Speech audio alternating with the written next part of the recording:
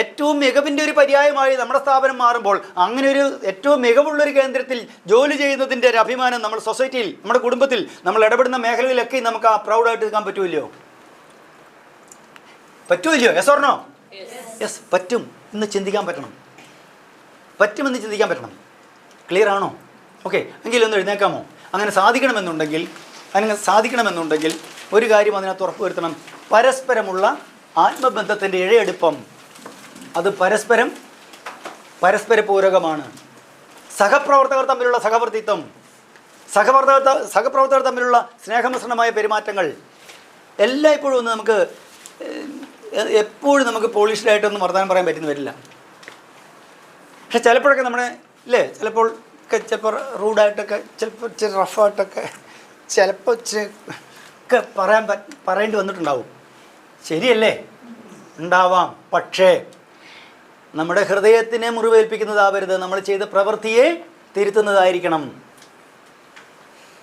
ഒരു staff member, supervising കാറ്റഗറിയിലുള്ള ഒരാൾ ഒരു തിരുത്തപ്പെടാൻ വേണ്ടി, ഒരു കാര്യത്തെ വേണ്ടി തിരുത്താൻ ശ്രമിക്കുമ്പോൾ ഓർക്കുക, അവരുടെ ഹൃദയത്തെ മുറിവേൽപ്പിച്ചുകൊണ്ടോ അവരുടെ വ്യക്തിത്വത്തെ പരിക്കേൽപ്പിച്ചുകൊണ്ടോ ആവരുത് തിരുത്താനുള്ള പരിശ്രമം വേണ്ടത്. അവർ ചെയ്ത പ്രവൃത്തിയെ തിരുത്താനുള്ള പരിശ്രമമായിരിക്കണം. വലിയ വ്യത്യാസമുണ്ട്. ക്ലിയർ ആണോ? യെസ്. അതിന് വേണ്ടത് അത്തരം സന്ദർഭങ്ങളിൽ സൂപ്പർവൈസിങ് കാറ്റഗറിയിലേക്ക് നിൽക്കുന്ന ആളുകൾ ചെയ്യേണ്ട കാര്യം, ഏറ്റവും പരമപ്രധാനമായിട്ടുള്ള കാര്യം, ഒരു തിരുത്തപ്പെടേണ്ട കാര്യത്തെ പബ്ലിക്കായി തിരുത്താൻ അനൗൺസ് ചെയ്യരുത്. പബ്ലിക്കായിട്ട് ചെയ്യേണ്ടത് അപ്രിസിയേഷനാണ്. Appreciation is public, criticism is private. വ്യക്തമായി തിരുത്തപ്പെടേണ്ട ഒരു കാര്യത്തെ സൂപ്പർവൈസിങ് കാറ്റഗറിയിൽപ്പെട്ട ഏതെങ്കിലും ഒരു വ്യക്തിക്ക് ശ്രദ്ധയിൽപ്പെട്ടാൽ, അവരുടെ മുന്നിൽ ശ്രദ്ധയിൽപ്പെട്ടാൽ, അല്ലെങ്കിൽ പരാതിയായിട്ടോ അല്ലെങ്കിൽ ഏതെങ്കിലും രൂപത്തിലോ അവരുടെ പരിഗണനയ്ക്ക് വന്നാൽ, വ്യക്തിപരമായി സ്വകാര്യമായി അവരെ വിളിച്ചു വരുത്തി സ്വകാര്യമായി നിങ്ങൾ ചെയ്ത ഈ പ്രവൃത്തി ഗുരുതരമായി ഭവിഷ്യത്ത് വരുന്നതാണ്, അല്ലെങ്കിൽ ആവർത്തിക്കാൻ പാടില്ലാത്തതാണ്, അതുകൊണ്ട് ശ്രദ്ധിക്കണം, ഇനി ഇത് ആവർത്തിക്കാൻ ഇടയാവരുതെന്ന് സ്വകാര്യമായി നമ്മൾ തിരുത്താൻ വേണ്ടി അവരോട് പറയാൻ തയ്യാറാവണം. എന്തെങ്കിലുമൊക്കെ നല്ല രീതിയിൽ നല്ല കാര്യങ്ങൾ ചെയ്തു എന്ന് ബോധ്യമായാൽ മറ്റുള്ളവരൊക്കെ നിൽക്കുന്ന കൂട്ടത്തിൽ ഒരുമിച്ച് ഒച്ചത്തിൽ വിളിച്ചു പറഞ്ഞോളൂ, ആയ് ചഞ്ചൽ, കൺഗ്രാജുലേഷൻ, ഞാൻ അറിഞ്ഞു, നല്ല മാർക്ക് വാങ്ങിച്ചിരിക്കുന്നു, അല്ലെങ്കിൽ നല്ല പെർഫോമൻസ് ആയിരുന്നു, അല്ലെങ്കിൽ പേഷ്യൻ്റ് ഭാഗത്ത് നിന്ന് നല്ലൊരു ഒപ്പീനിയൻ കിട്ടിയിരിക്കുന്നു. അത് ഒച്ചത്തിൽ പറഞ്ഞാലും കുഴപ്പമൊന്നുമില്ല. ഒച്ച കൂടിക്കോട്ടെ, കുഴപ്പമൊന്നുമില്ല. നെയ്യപ്പത്തിന് നെയ്യ് കൂടിപ്പോണ്ട് കുഴപ്പമുണ്ടോ?